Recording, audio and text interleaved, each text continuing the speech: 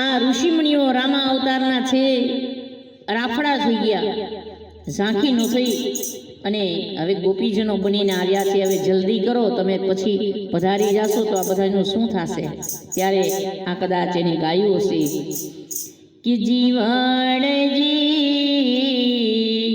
નહીં રે જવા દો આજ મધુવન રાતલડી રોકુરે જીવણજી નહીં રે જવા દઉં યાજ મધુવન રાતલડી રોકુરે.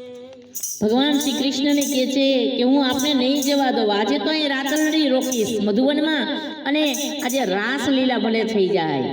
ત્યારે ભગવાનને કહે છે કે તમે મને છોડીને જશો, મને લાગે આપ પાછા નહીં પધારો. ભગવાન કહે છે કે રાધાજી હું આવું કે ના આવું, પણ કે તમારી ચૂંદડીનો શણગાર મારા એ રુદિયામાં રાખું રે. તમારી ચૂંદડીનો શણગાર મારા રુદિયામાં રાખું રે જીવણજી નહીં રે જવા દો આજ મધુવન રાતલડી રોકું રે.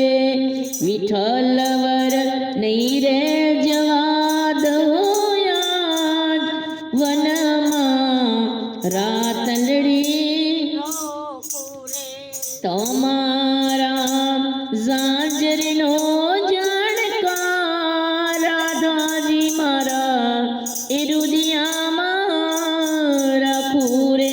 તમારા ઝાંઝરનો ઝણકાર મારા રુદિયામાં રાખુરે.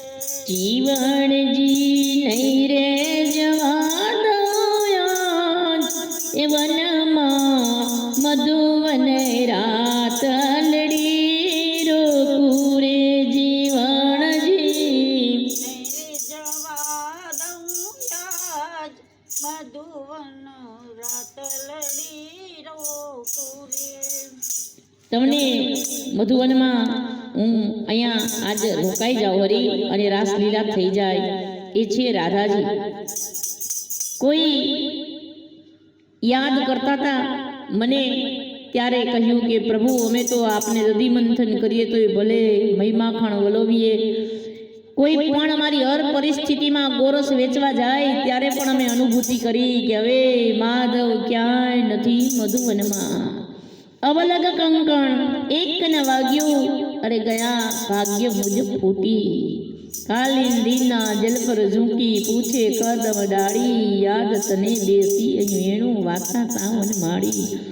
લહર વમળને પૂછે વમળીએ વાત કરે સ્પંદનમાં, હવે માધવ ક્યાંય નથી મધુવનમાં. પ્રભુ આપના વિનાનો વ્રજ શૂન્ય બન્યો તું, શ્યામ વિના વ્રજ સૂનું લાગે. સ્થાન એનું એ હોય, પણ વ્યક્તિની હાજરી જેનામાં પ્રેમ છે એની ન હોય તો એ સ્થળ એ શૂન્ય બની જાય. પ્રભુ આપના ગયા પછી એ અમારું વ્રજ એ શૂન્ય બની ગયું. પણ ભગવાનને તો વ્રજ યાદ આવે છે, એટલે તો કહે છે કે કોઈ જાય वृंदावन मेरा पैगाम ले जाना, कोई जाए आ वृंदावन